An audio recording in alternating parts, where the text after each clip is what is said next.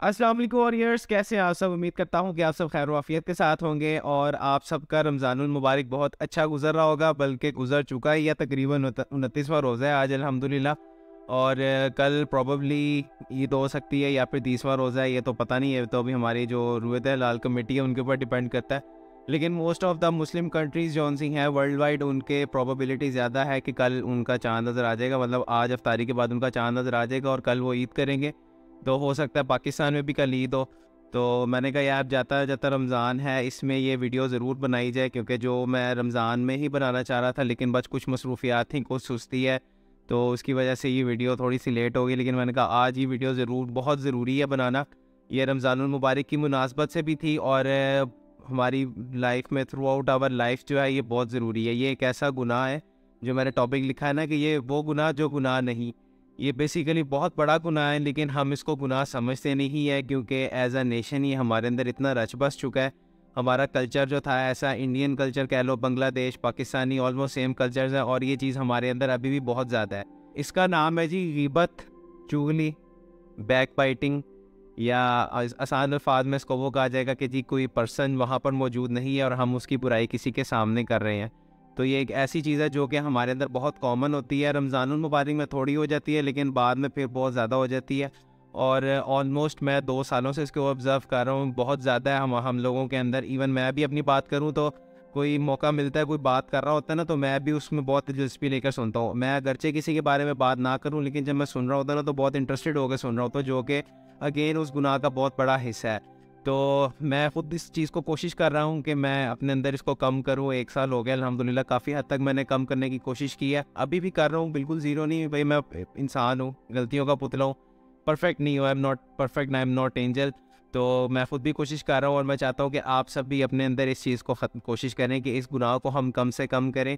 हमारी नज़र में ये गुनाह नहीं होता। हम कहते हैं यार नॉर्मल एक बंदे के बारे में हम बात कर रहे हैं, लेकिन हमें नहीं पता कि हम कितना बड़ा गुनाह कर रहे हैं। आप सल्लल्लाहु अलैहि वसल्लम की हदीस है कि जिसने गीबत की उसने गोया अपने मुर्दा भाई का गोश्त खाया। अब आप इससे इसकी इंटेंसिटी देखो कि आप इमेजिन करो कि आप अपने भाई का गोश्त खा रहे हो और ये कितना बड़ा गुनाह है। और आप मतलब इमेजिन भी नहीं कर सकते, आप मतलब वो काम कर भी नहीं सकते हो। आप अपने भाई का गोश्त खा सकते हो? भाई मैं तो नहीं खा सकता। मैं अपने भाई से बहुत प्यार करता हूँ और ऑलमोस्ट हर कोई अपने भाई से बहुत ज़्यादा प्यार करता है। और इंसान होने के नाते भी, अगर कोई दूसरा इंसान आपका भाई नहीं भी है, इंसान तो है ना, आप इंसान का गोश्त नहीं खा सकते। तो ये गुनाह जो है इसको उससे मतलब तशबीह दी गई है कि ये ऐसा गुनाह है कि इंसान दूसरे इंसान का गोश्त खा रहा है, मरे हुए इंसान का। तो ये कितना बड़ा गुनाह होगा जिसको हम लोग गुनाह समझते ही नहीं है। मैंने इसीलिए टॉपिक रखा है कि वो गुनाह जो गुनाह नहीं। गुनाह ये बहुत बड़ा है, लेकिन इसको हम गुनाह समझते नहीं है। तो आप सबसे रिक्वेस्ट है कि अपने अंदर इस चीज़ को कम करें। मैं रिसेंटली मौलाना मुफ्ती तारिक मसूद साहब का एक मैं बयान सुन रहा था यूट्यूब पे, और उसके अंदर मतलब किसी ने क्वेश्चन किया हुआ था कि अगर हम गुनाह ना छोड़ें रोज़ों में, मतलब कोई ऐसे गुनाह जो हमसे नहीं छूटते, तो उसके अंदर उन्होंने कुछ जिक्र किया बहुत प्यारा। उन्होंने वहाँ पे एक वाक़या कोट किया कि आप सल्लल्लाहु अलैहि वसल्लम के पास कुछ औरतें आईं। उन्होंने आपसे दरियाफ़्त किया कि हम लोग मतलब इस रमज़ान में मज़ीद क्या बेहतरी अपने अंदर ला सकते हैं। तो आप सल्लल्लाहु अलैहि वसल्लम ने कहा कि तुम्हारा तो रोज़ा ही नहीं है।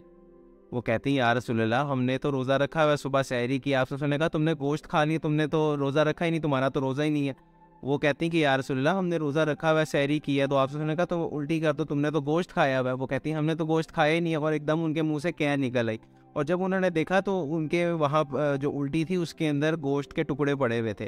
तो आप सल्लम की करामत थी। आप ने कहा तुम लोगों ने चुगली तो छोड़ी नहीं है, तो तुम कैसे कह सकते हो कि तुम रमज़ान को मज़ीद बेहतर कर सकते हो अपने रोज़ों की हालत में अपने आप को, जब तुम लोग इस गुनाह को नहीं छोड़ रहे हो। तो आप ये इस चीज़ से भी एक इंटेंसिटी आप देख सकते हो कि यार ये कितना बड़ा गुनाह है, और हर एक बंदा दूसरे के बारे में बात कर रहा होता है। हम कहते हैं कि नहीं यार, हम एक नॉर्मल बात कर रहे हैं, इट्स नॉट नॉर्मल, ये बहुत बड़ा गुनाह है। मैं खुद भी कोशिश करता हूँ अल्हम्दुलिल्लाह। मेरी नेचर में एक चीज़ है कि यार मैं किसी को तब तक वो चीज़ नहीं कहता जब तक मैं अपने अंदर उसको रेक्टिफाई करने की कोशिश ना करूँ, मैं कम करने की या ख़त्म करने की कोशिश ना कर रहा हूँ। जब मैं कोशिश कर रहा हूँ तब भी मैं कोशिश करता हूँ कि मैं दूसरों को भी इसके बारे में समझाऊँ, वरना मैं ये बात नहीं करता हूँ। दैट्स वाई मैं 1 साल से ऑब्ज़र्व कर रहा था। और फिर यहाँ पर मैं शहीद जुनैद जमशेद साहब, जो बहुत बड़े स्कॉलर गुजरे हैं, शहीद हो चुके हैं, अल्लाह उनके दर्जात बुलंद करे, उनकी एक वीडियो का कोट करूँगा यहाँ पर। उन्होंने भी कहा कि अगर तुम्हें लगता है ना कि तुम्हारे रिज़्क में तंगी है, तो तुम इस एक गुनाह को छोड़ दो। तो उन्होंने इस गीबत के बारे में कहा कि तुम दूसरों की गीबत करना छोड़ दो, और फिर तुम देखो कि तुम्हारी पर्सनैलिटी में क्या चेंज आएगा। तो इससे आपको ये पता चलता, अगर आप देखो ना कि अगर आप किसी की चुगली करते हो, गीबत करते हो, बैक बाइटिंग करते हो किसी के बारे में, तो आप बेसिकली जिस बंदे के बारे में बात कर रहे हो वो तो वहाँ पे है ही नहीं, उसकी ज़ात को कोई फ़र्क नहीं पड़ रहा, लेकिन आप जिस बंदे से उसके बारे में बात कर रहे हो आप उसके दिल में उसके लिए नफ़रत का बीज बो रहे हैं। तो ये एस्पेक्ट जो है ना, ये पूरी सोसाइटी को, कल्चर को इस तरह से बिगाड़ पैदा करती है। एक दूसरे से हमें जो एक वो उनसियत होनी चाहिए ना, भाईचारा होना चाहिए, अखुवत होनी चाहिए, वो ख़त्म हो जाती है। आपको दूसरे के लिए उसके दिल में नफ़रत पैदा कर रहे हो आप, और आप बहुत बड़ा गुनाह कर रहे हैं, ठीक है ना। आपको ये तो पता ही होगा ना, ज़ाहिर बात है कि किसी को दूसरे के बारे में गुमराह करना बहुत बड़ा क्राइम है, हमारे लॉ में भी और हमारे दीन में भी। तो आप जब चुगली करते हो तो आप बेसिकली जिसके बारे में बात कर रहे हो उसकी ज़ात को कोई फ़र्क नहीं पड़ रहा, लेकिन आप जिस बंदे से उसके बारे में बात कर रहे हो आप उसके दिल में उसके लिए नफ़रत का बीज बो रहे हैं। So that's another crime. आपको पता होना चाहिए कि एक अलहदा आप गुनाह कर रहे हैं, तो आप उसका मतलब ये एस्पेक्ट भी है। और जब आप देखें कि जब आप खुद गुनाह को छोड़ेंगे ना, तो फिर उसमें जुनैद जमशेद साहब ने कहा कि जब गुनाह को छोड़ोगे देखना आपके रिज़्क़ में कितनी कुशादगी आती है, और आपको ऐसे लगेगा कि आपके ऊपर अल्लाह ताला की रहमत हो रही है नाजिल। तो यार क्यों नहीं होगी? जब हम कोई गुनाह छोड़ते हैं तो अल्लाह ताला ने तो पहले क्या कि तुम मेरी तरफ 1 कदम बढ़ाते हो तो मैं तुम्हारी तरफ 70 कदम बढ़ाता हूँ। तो बेशक इसमें बहुत फजीलत है। अगर आप इस गुनाह को छोड़ेंगे तो आपको फ़ील होगा कि आपके रिज़्क़ में भी अल्लाह ताला बरकत डालेंगे, जो मुझे खुद भी फ़ील होती है। और ऐसे लगता है कि यार जब मैं कोई मेरे साथ बात करने लगता है ना, मैं इग्नोर करता हूँ कि चलें छोड़ें जी, अल्लाह खैर करे, अल्लाह उनको भी हिदायत दे, हमें भी अल्लाह ताला हिदायत दे। ऐसे करके मैं बात को इग्नोर करने की कोशिश करता हूँ, जो कि आप भी कर सकते हैं। इट्स नॉट डिफ़िकल्ट, कोई रॉकेट साइंस नहीं है।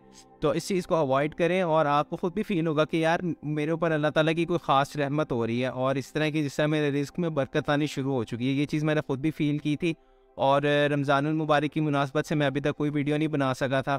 मैंने बेसिकली वीडियोज़ बनाई थी मोबाइल फ्रॉड और बैंक फ्रॉड के बारे में।